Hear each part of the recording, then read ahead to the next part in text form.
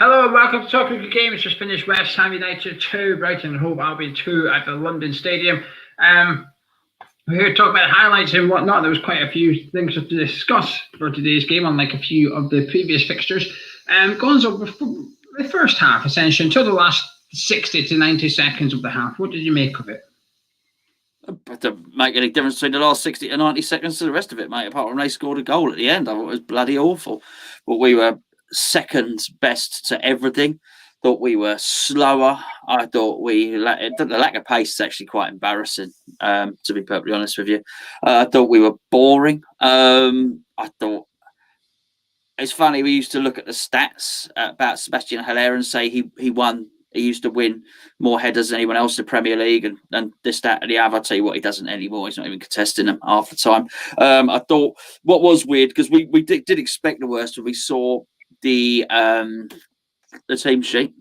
And I think in the first half we saw that bear fruit. Well, actually, it didn't bear any fruit. It was like a barren bush, if you pardon the expression. And we decided to sacrifice, let's say, inspiration and invention and trickery and technique.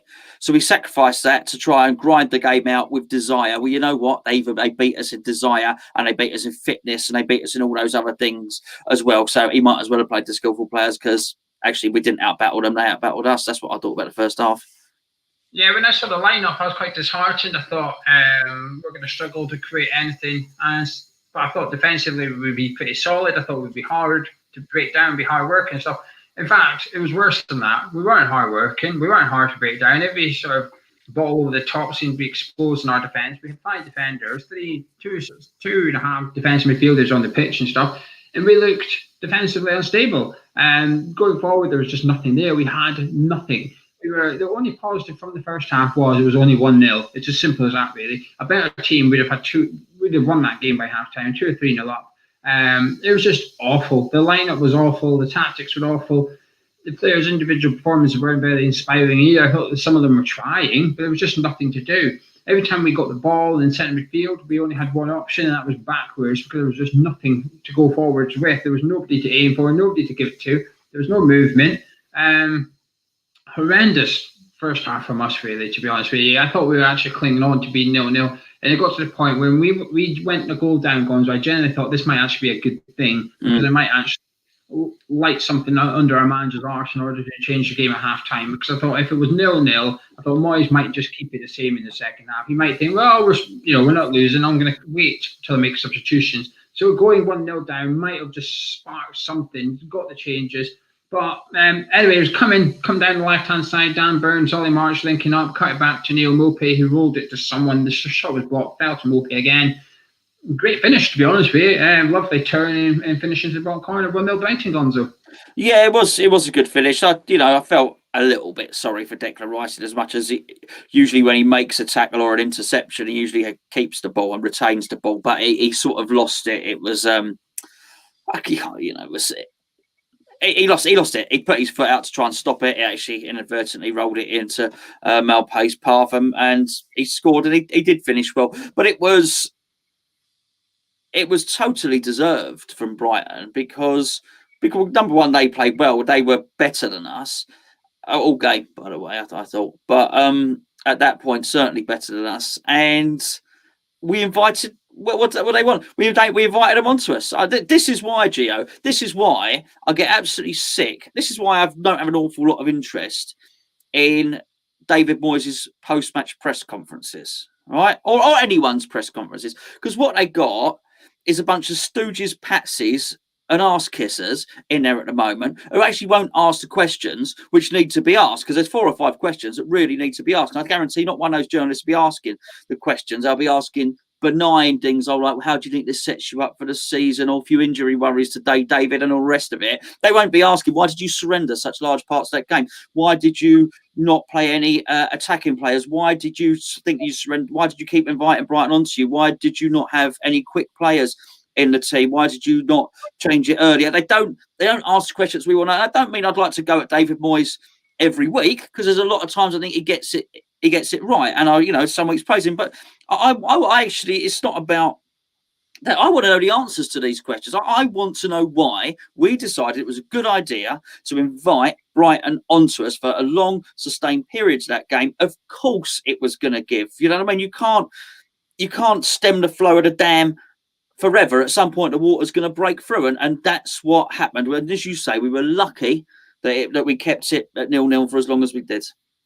Yeah, the big question would be, where was Saeed Benrahma today? Where was him? Not just from the start, from the duration of the match as well. That's the big question I think I'd ask him. But the first half, those tactics were just awful. We just had nothing about us. Every time we got the ball, though, Noble, Rice and Soucek, they're all good players. They all have good things about them. But none of them can create a thing between them. There's just nothing. Every corner we took, at one point we had 3 corners in a row, one immediately after that. It hit the first man, and we played it short. Why are we playing corners short? Whereas they kept repeating and telling us we scored 8 goals from set pieces this season. So we kept on surrendering our set pieces. The one thing we're good at, we weren't even good at that anymore. And our best set piece taker was still not taking set pieces in the first half. I was pulling my hair out at half time. I wasn't surprised going by a team selection. I thought, well, it's half expected. But it was actually worse than what I actually thought it would be, to be honest with you. I didn't think it would be that bad. At half time, though, went in 1-0. Moyes did make 2 changes. Yarmolenko and Lanzini coming on for Mark Noble and Jared Bowen. We got our equalizer Gonzo 15 minutes into the restart. Ben Johnson with his first goal for the club. Both subs involved, though. Yeah, I was chuffed. I was really chuffed. I like this kid. You know that. Well, he is a defender first and foremost. That's what he does. I think there's very few players come through who are coached in the art of defending. I think he tackles well. I think he marks well and all the rest of it. But actually, in the first half, I wouldn't say anyone from our team played well. But if anyone was going to come out with positive marks, Ben Johnson, I thought, would have been one of them from the first half. And because I thought, actually, it's not your game, but you're actually trying to take it to him. You're trying to do a little. In fact, in many respects, he was trying to attack more than others in the team. But honestly, you'd have to have a heart made of stone not to enjoy that moment as a West Ham fan. West Ham kid from the academy, the commentator said it. He's been at West Ham since he was 7. That smile on his face. The joy on his face. How many times has Ben Johnson been 7, right? How many times has he dreamt of that? Scoring a senior goal for West Ham United. I don't know. I don't ever assume, mate, that anyone from West Ham and the players are going to watch any of these videos. I hope they do. I hope he watches this. I hope his parents watch this. I hope he is proud as punch, because I thought that was brilliant. What's not to like? Young player, come through the academy, West Ham since 7, West Ham through and through, 2-footed, gets his start, scores a goal. Come on, get in there, right? Poised, control, beautiful finish. And I tell you what, well done, Manuel Lanzini. I've got to say there, well done, very bright. He's on the floor, bright enough to spot him. I was chuffed that goal, and I was desperate. For this review, Geo. I was desperate for. I want us to win anyway, but I thought we must win this. We must win this. It's got to be the Ben Johnson review. This one. Unfortunately, there's other things to talk about, but honestly, I'm absolutely thrilled with that. Really chuffed. Yeah, I had the Declan Rice vibe about it when Declan Rice got his first. You celebrate the goal, and you celebrate the player scoring the goal as well. You almost get a full celebration out of it. I thought Yarmolenko does really well on the side. He does what we didn't do in the first half. He gets it. He goes up against his man, looks him in the eye, says, "Me and you are going to have a one-off here, 1-on-1. Let's go." Yarmolenko goes toe-to-toe. He does that thing that I like our wingers do. They almost tiptoe. They tiptoe towards the defender with the ball, saying, "You move, I'm going to switch it just like that. And you're done. You move, you're done. You don't move, you're done." So Yarmolenko had him backing off, puts the cross in. It's got no pace on it, but it's just perfect. Where it hits the box, it's perfect. It's there for anyone to attack. It gets a bit scruffy, but like you said, intelligent from Lanzini. He's on the deck. He just rolls it back into Johnson. Calm, composed finish, and possibly the best goal of the game. Moyes was just as good, but the 2 that followed it were extremely scrappy. And you just got that warm feeling, didn't you, for Ben Johnson? The only thing that's the best thing about the game, but also it's the worst thing about the game, because there was no crowd there. You just think, well, he would have been dreaming of this from when he was 7. But he'd have also been dreaming about the crowd erupting and running over to the crowd and stuff like that. And that's the only thing that's a little bit unfortunate. fantastic goal from him. 9 minutes later, though, that's all it took. Brighton with a corner. In it came. Lewis Dunk sort of goes to VAR eventually, but a decent finish from him once it's dropped for him. Should this have stood for you? I don't care in many respects. I'm sorry to say. I don't. If that's what we're looking at, I think at some part of that ball touched his arm, Geo. But if what we're going to do is look for that as a travesty, as rough justice for West Ham, that's why we didn't win that game. No. That's not why we didn't win that game. And I think it would have told a lie. And that's why I don't care. I would have preferred the 3 points, right? And all this thing evening itself out. Yeah, I get all that. I tell you what, Brighton didn't deserve to lose that game. I've got no particular love for Brighton over any other team in particular. But if that's what we're relying on today, that brush of the arm that it might or might not have had, and the very grainy footage when they were zooming in on it. No. Let's get this absolutely right. We were still inviting him onto us by that point. He could and should have done more on the substitution front. He should have changed his shape around by that point. This is why we were in this position. Sebastian Haller, it was Sebastian Haller's man, by the way. And I'll tell you what, was Sebastian Haller marking him? This is the problem at the moment with him, by the way. And this is anyone that's watched the last few games of him and think that's an except. This is what he does. This is what he does. Was he marking him? Yes, but about 70% marking him. Was he 100% determined to stop that guy? No. He got the brush off and go, well, he's got past me. That's how he plays, by the way. That's how he plays at the moment. Soucek just completely mistimed. The header screwed up the header, basically, didn't he? It was a scrappy goal. It could have been avoided, though.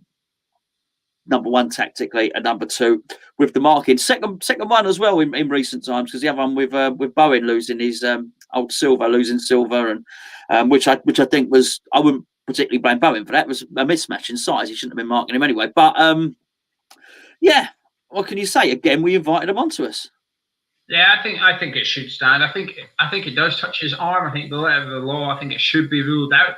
I don't want to see those goals ruled out. I think it's for the entertainment of people and almost the integrity of people to some extent. I think those goals should not be chopped off at all. The one thing I will say is I think if we were a Big Six team, I think that VAR would take slightly longer, and I think they would have had another couple of looks at it to see if it touched his arm or not. But I think it should stand. I think that's in the book of Geo Gonzo, Ham Utd, it's a legit goal. That goal stands. In the law book, I don't think that should stand. I think it does touch his arm, but I don't want to see them ruled out, so I'm not going to sit and say it shouldn't have stood. 82 minutes though, we got our own stroke of luck. A corner, this one from Aaron Creswell. Lewis Dunk gets a bit of a head to it. Ben White loses his man and it hits Soucek in the face and goes in. Maybe that's a bit hard. Yeah, I think there's a bit more to it than that. But yeah, there was a deflection in there. I thought Soucek actually reacted quite well from it. Always a threat from a header, and this is why he plays that our midfield was not functioning today, and it just goes to show, even when he's not playing well, even when he's not doing the stuff that you might want a midfielder to do in terms of passing, control of football and tackling, he retains a threat. And a goal is a massive currency in football, the ability to score a goal. And he almost scored another one near the end. We could have won that. Ridiculously, we could have won that 3-2, which I'm sure is something David Moyes is going to take a little bit of comfort in to justify that his tactics will work. And he will. He might be able to bounce at that press conference and say, well, we almost won that at the end.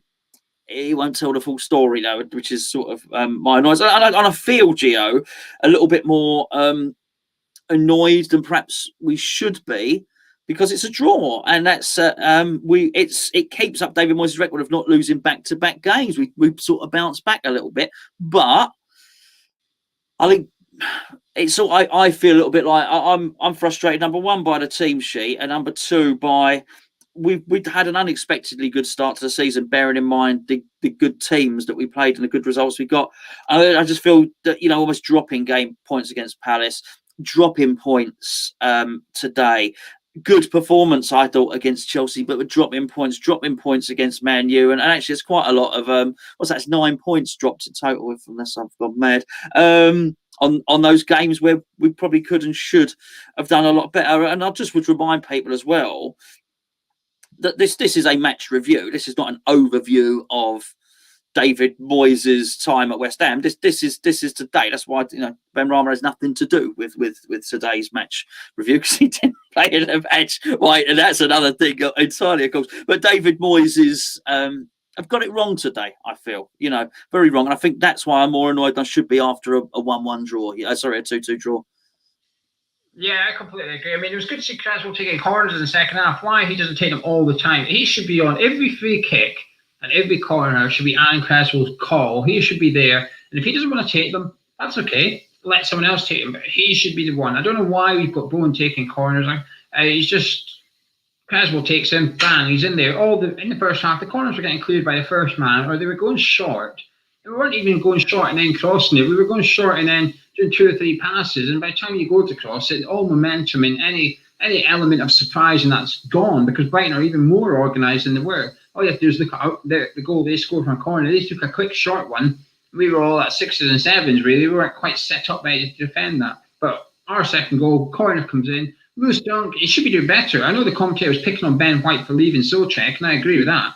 But Lewis Dunk's got no one on him. It's almost a free header, and all he does is get a little glance to it. That's all. I'd be raging at that as my centre-back, and he's not got rid of that one. Hits Soucek and goes in. And I have to say, this is where Soucek's, and as you say, it's a valuable currency in football. But games like today, I look at it and I think this is where we need more from Soucek. We need him to either go and stand up front with Sebastian Aller, or he needs to do better with the ball at his feet, because in the first half, he was one of the ones, main culprits, who just kept giving it to Soufal, and he'd give it to Rice. You think, well, how's the ball going to end up in the back of the net? You're not just going to pass your way and doing that, are you? Going to see a bit more. And in the second half, Lanzini come on. Every time he got, he turned and he went at that Brighton defence. He kept saying, he didn't say it verbally, but he basically said, come on, let's get up the pitch. Let's go and try and get a goal. Yarmolenko as well. These guys are attacking minded. They've got the ability. They've got the confidence. Whereas Soucek's passing is very limited. It's very restricted. And it's okay against the big teams when you don't get much possession. Actually, when you do want to pass it sideways here and there.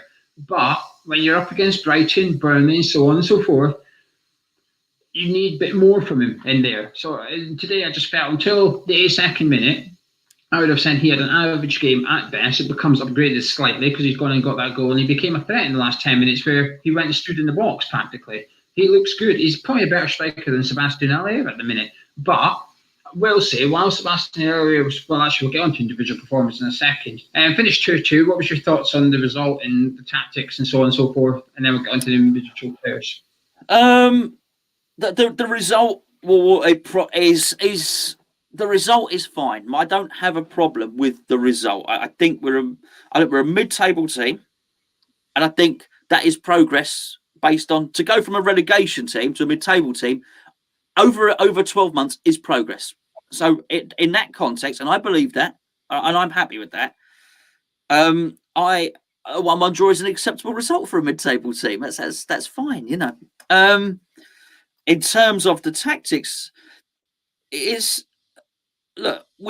mentioned the tactics in the build-up show. I said Geo said those were the tactics for an empty stadium. And I was glad that Gary Neville brought it up, actually, because it's the one thing I really felt. And Gary Neville actually said in the commentary, he said, I can imagine if fans were in the stadium now, they'd be seething. And he was absolutely right. And I need Moyes.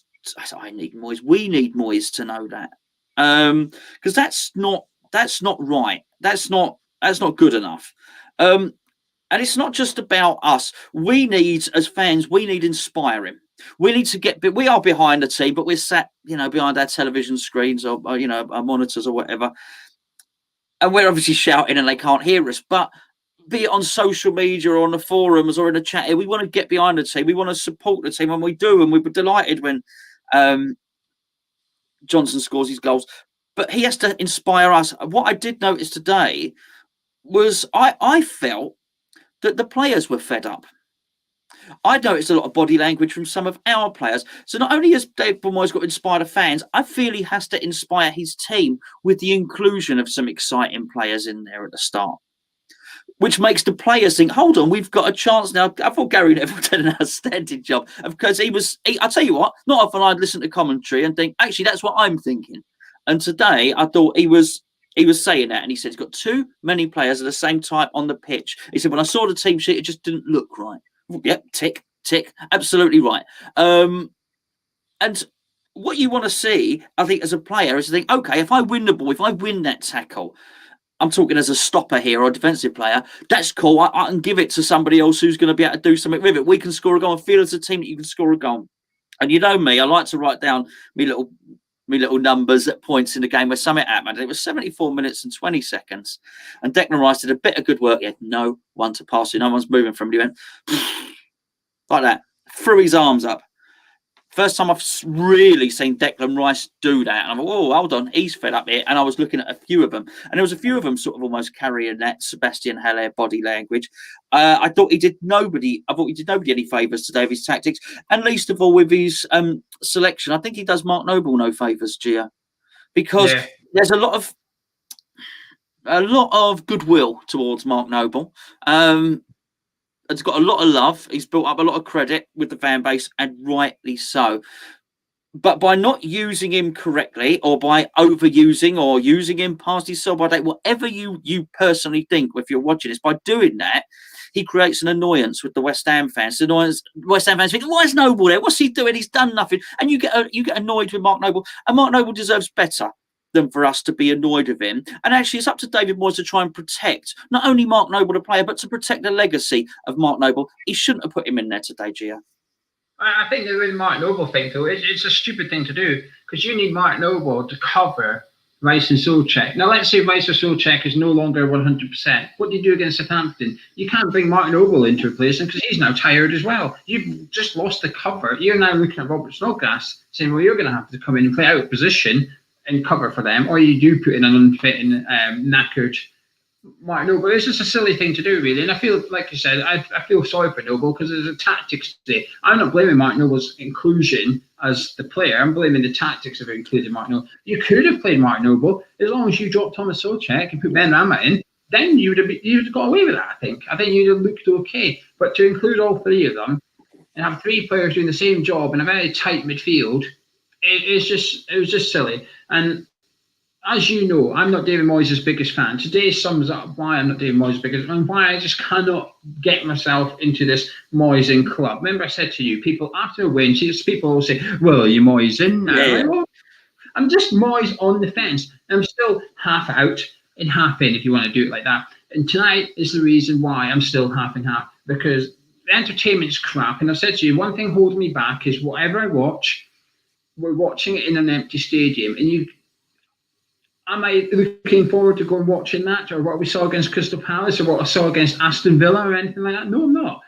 I wouldn't be happy watching that in the ground. Who was it? Aston Villa. We had 2 shots on target the whole game. We had a shot on target in 30 seconds and scored, then in 29 seconds in the second half and scored again. But everything else in between then was just bang average at best. We've now won 1 in 5. Suddenly, our form is looking a little bit dismal. And it's his team selection today. He had a sub. He only used 2 substitutions. And how Pablo Fornals, should Fornals have been dropped today? I think so.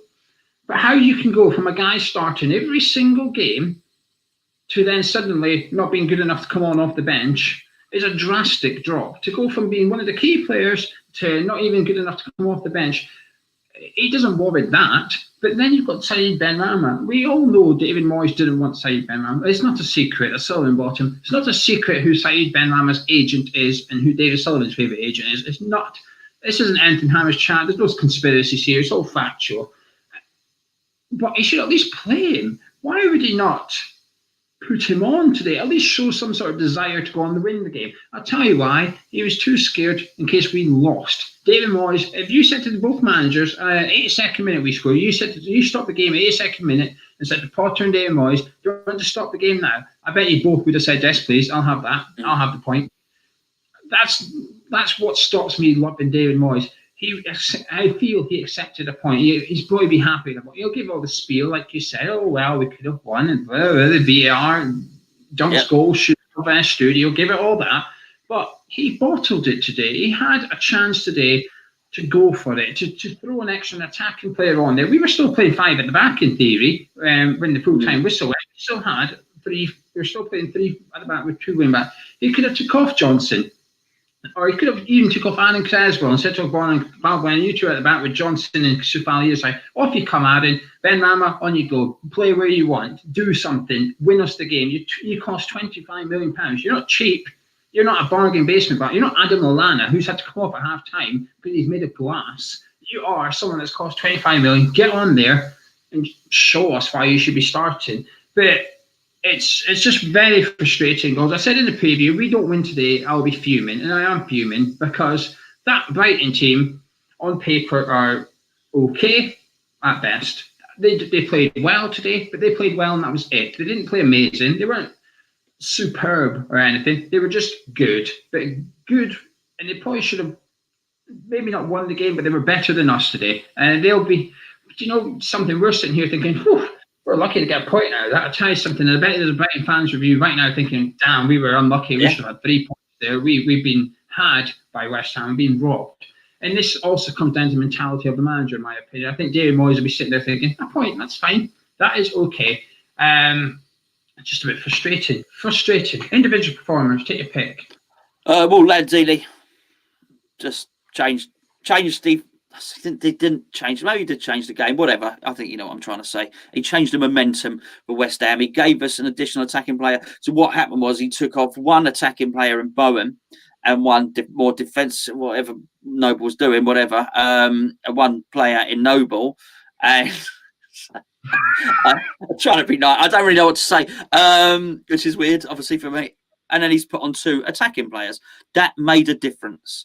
And I do think Lanzini in the middle of the park just makes, I don't know, Gio. It's hard. It's hard. How long have we said it? How long do we sit on these videos and say that about that player and about being in the middle of the park? I don't get sick of saying it, but at some point you just think why not? It's no surprise when he comes on. He does that. He looks sharp and he looks ready. And I tell you what, he almost scored a wonder goal as well when he flicked it over the geezer's head and had a shot. I mean, I know it ended up sort of 3 or 4 meters wide, but that sort of magic is exactly what we're after. It shouldn't even be a debate. We shouldn't even be talking about it. He should feature in the team in the middle of the park. Why? Because we don't have 10 other players better than Manuel Lanzini. Certainly, we don't have better player to play at number 10 who can play that role. You know, he is high energy as well. He gets back. You look at Noble and you look at him where he's in the team and you think, okay, maybe he's in there to provide a bit of safety to get back. Well, Lanzini gets back. He gets back. I didn't notice Noble making loads of tackles and Lanzini didn't or anything like that. He's providing that. And he gives, I know he's not rapid, but he gives a little bit of pace in the middle. Enough. So I was pleased to see him come on. Yarmolenko as well, not quite as good as Lanzini, but again, it gave us some attacking impetus, and he was significantly better than Jared Bowen, who had a stinker, but looked tired, by the way. Bowen, let's crikey, hello. I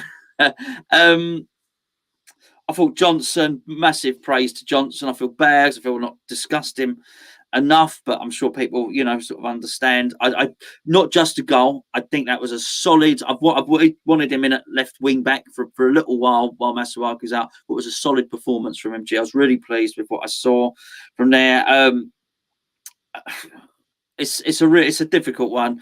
I thought Rice was well below par and frustrated. I've got to say that as well. Soucek. Well, we've got our player ratings coming up. We'll discuss this in more detail, but it's a good job for him that he scored. Put it that way. I can't be bothered to talk about Sebastian Haller. Otherwise, I'm going to end up doing it 3 times. I've already spoken to him once in this video, and we've got the player ratings to do. Fabianski. He actually made a good save at one point. I still get frustrated with a lot of what he does. I don't know, Gio. It's hard to say that many people played well at all. In that, very few of our players played well and come out with much credit at all. Lanzini and Johnson, I think if I was the manager and they were walking off the pitch, I'd be giving them a pat on the back and thanking them for saving me bacon a little bit because I've got it wrong. Yeah, the worst thing is those 2 players that played well. are probably the ones that are not even guaranteed to start in the next game on Tuesday.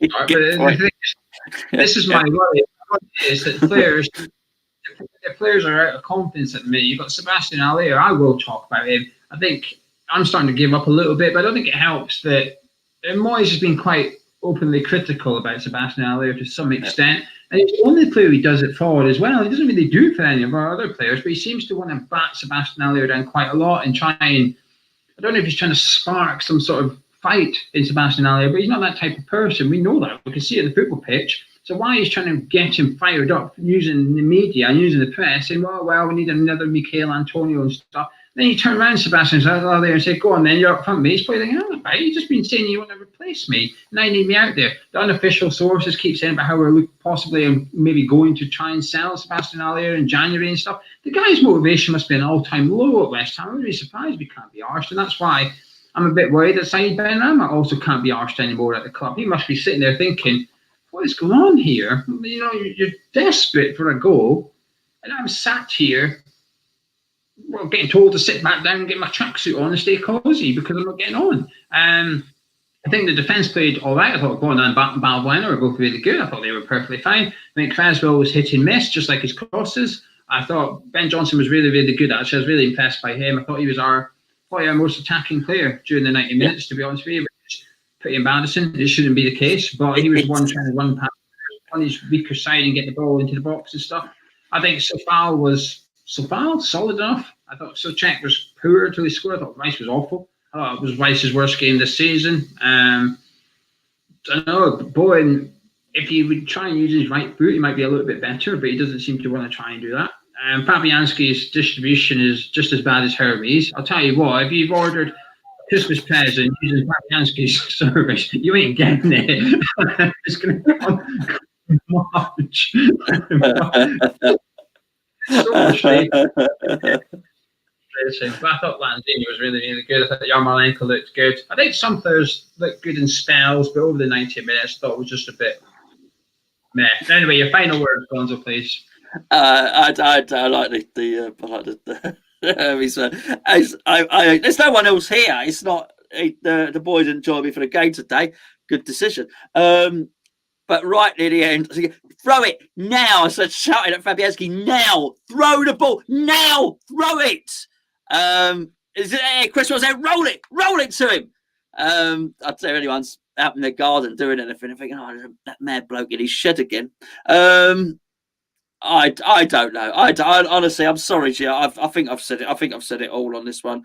Bad day at the office, which we ended up not losing, Eros. So it's posed so many questions. So I've got to say, we won't be struggling with content anytime soon on Hammer's chat, I tell you, because there are so many things that need discussing, and I doubt there'll be very, very few people who will be overly happy with what they saw today. But Brighton deserved at least a point. So fair play to them.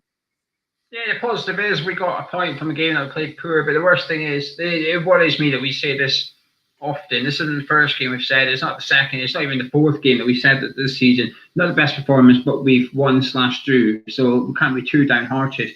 But it's almost like confidence and form built on a house of cards, really, because our form now shows 1 win in 5, and that's not good. It suggests you've got one direction. And next up, you've got Southampton away, and then following that, you've got Everton away, who at the time of the review are sitting second in the table. So it's not pretty reading from what we've got coming up against us. Two sides who are better organised than Brighton, play better football than Brighton. But we've got a point. I mean, that's the good thing. We've got a point. And so just, it feels like 2 points lost today, though. It really does feel like 2 points. It doesn't feel like 2 points lost in terms of the way the game went. It's 2 points lost in terms of the opportunity and the fact that we didn't go and try and get those 2 points. That's the most frustrating thing for me. Have you got a man and match, or we'll just give it to Ben Johnson and call it quits? Yeah, Ben Johnson, and it is right, and I'm not joking. I'd already written it down before he even scored the goal. Yeah, absolutely, Ben Johnson. I'm telling you, if I could send him now, Gio, I've got some wrapping paper. If I could send him a tube of Pringles or a Quality Street, I absolutely would do. I'm thrilled for him. And if for some reason someone passed this video on to him, I apologise that your debut goal for West Ham, your inaugural goal, whatever they call your first goal for a club, has been spoiled by a grumpy old review. I'm absolutely chuffed for you, mate. I agree with Gonzo, by the way. Man of match, Ben Johnson, for me. You need to take into context. He's still a young lad, not got that much Premier League appearances under his belt. Up against us an experienced enough Brighton team as well. Boy, he did really, really well. I thought he played well. And he's probably one of the first names on the team sheet for Tuesday. When you're looking at a team to make changes and thinking, who do I change? I need to make it fresh. You ain't touching Ben Johnson. He starts. As simple as that. Anyway, if you enjoyed this review, drop a like on it, subscribe to the channel, and me and Gonzo will catch you tomorrow, I guess. We've got the Southampton preview to do because that's on Tuesday. I don't know. Soon. No. Catch you in a minute.